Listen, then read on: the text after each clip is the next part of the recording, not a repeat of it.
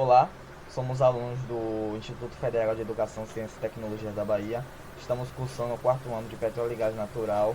E esse vídeo foi um trabalho passado pela nossa professora de regulação, a professora Regina Palácio, com o objetivo de explicar para vocês sobre a lei de número 12.351, criada no dia 22 de dezembro de 2010.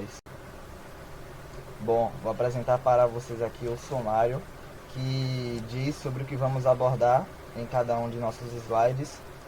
E ele mostra que, como vocês podem ver, essa lei é definida por 8 capítulos. Os componentes que fazem parte da nossa equipe são o Bruno Sanches, Fernando Dantas de Souza Santos, que no caso sou eu, Jonatas Gabriel Agapito e Vitória Catarina. Capítulo 1. Disposições preliminares. Artigo 1. Esta lei, ela fala sobre a exploração e a produção de petróleo, de gás natural e de outros hidrocarbonetos fluidos em áreas do pré-sal e em áreas estratégicas. Capítulo 2. Definições técnicas. Artigo 2.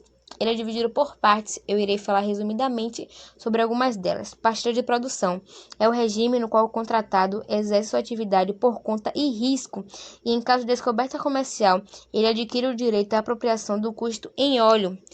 Contratado. A Petrobras, quando ele for realizar a contratação direta, ele usa o termo que está localizado no artigo 8, inciso 1, ou a empresa ou consórcio que for vencedor da licitação. Capítulo 3. Regime de partilha de produção. O capítulo 3 ele é dividido por seções, e dentro dessas seções tem alguns artigos. Eu irei falar sobre algumas delas. Seção 1. Disposições gerais. Artigo 5. A União não assumirá os riscos dessas atividades. Artigo 6. Os custos e os investimentos necessários à execução do contrato de partilha de produção. Seção 2. Competências do Conselho Nacional de Política Energética, que é conhecida como CNPE. Artigo 9. Os blocos que serão objeto de leilão para a contratação sobre o regime de partilha de produção. A participação mínima da Petrobras, caso a empresa seja indicada como operador. Seção 3. Competência do Ministério de Minas e Energia. Artigo 10. Propor à CNPE os seguintes parâmetros técnicos e econômicos dos contratados de partilha de produção: o valor do bônus de assinatura, bem como a parcela destinada à empresa pública de que se trata. Seção 4. Das competências da Agência Nacional do Petróleo, Gás Natural e Biocombustíveis, ANP. Artigo 11. Caberá à ANP, entre outras competências definidas em lei, promover estudos técnicos para subsidiar o Ministério de Minas e Energia na delimitação dos blocos que serão objeto de contrato de partilha de produção, promover licitações previstas no inciso 2 do 8º artigo dessa lei, fazer cumprir as melhores práticas da indústria do petróleo, etc. Regularizar e fiscalizar as atividades realizadas sob o regime de partilha de produção, nos termos do inciso 7 do 8º artigo da Lei 9.478, de 6 de agosto de 1997. Seção 5. Da contratação direta. Artigo 12. O CNPE proporá ao Presidente da República em casos em que, visando a preservação do interesse nacional e o atendimento dos demais objetivos da política energética, a Petrobras será contratada diretamente pela União para a exploração e produção de petróleo, de gás natural e de outros hidrocarbonetos fluidos sob o regime de partilha de produção. Seção 6. Da licitação.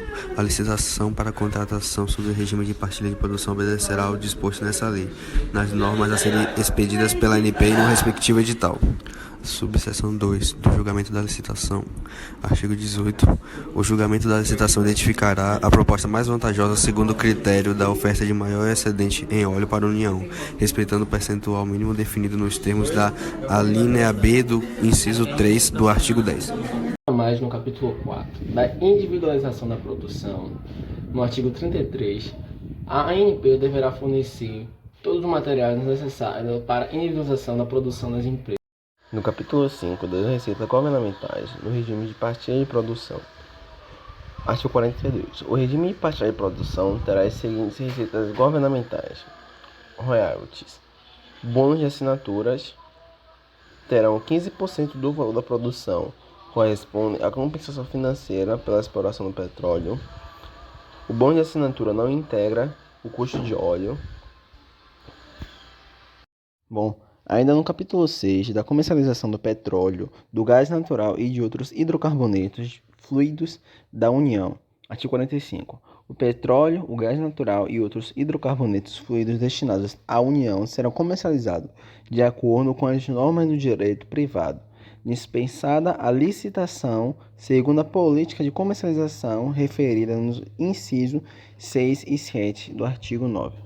Bom, o capítulo 7, que é o capítulo responsável pelo Fundo Social, diz que o Fundo Social foi criado com a natureza financeira e tem como objetivos constituir uma fonte de recursos para programas e projetos em áreas de pobreza e para o desenvolvimento de diversos setores sociais, como a saúde e educação pública. Ele também tem como objetivo constituir uma poupança pública a longo prazo e mitigar as flutuações de renda e de preços na economia nacional, decorrentes da exploração e produção do petróleo.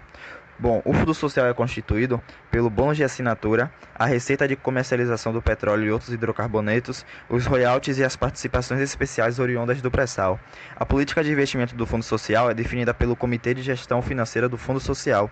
Cabe a ele definir a rentabilidade mínima esperada, o tipo de risco que poderão ser assumidos na realização dos investimentos, o montante a ser resgatado anualmente pelo Fundo Social, e o comitê também poderá contratar instituições financeiras federais para atuarem como agentes operadores. O capítulo 8, que é o último capítulo desta lei, fala sobre as disposições finais e transitórias. Ele diz que o Poder Executivo encaminhará trimestralmente ao Congresso Nacional o relatório de desempenho do Fundo Social. O Poder Executivo também estabelecerá medidas visando o aumento da participação de empresas de pequeno e médio porte nas atividades de exploração e produção do petróleo e gás natural. Esta lei entrou em vigor na data da sua publicação. No dia 14 de agosto de 2013, houve uma alteração na lei, onde a Câmara dos Deputados concluiu a votação do projeto que destinou 75% dos royalties para a educação e 25% para a saúde, e destinou também 50% do total do Fundo Social para a educação e a saúde pública. Entretanto, no dia 5 de agosto de 2020, foi votado o projeto de lei complementar número 133, da autoria do senador Wellington Fagundes. O projeto transfere os recursos da União para os estados e os municípios, devido às perdas de arrecadações decorrentes. No entanto, o artigo 7 desse projeto extingue o Fundo Social do pré-sal. Atualmente, ele foi aprovado pela Câmara dos Deputados e acabou sendo transformado na Lei Complementar 176 de 2020.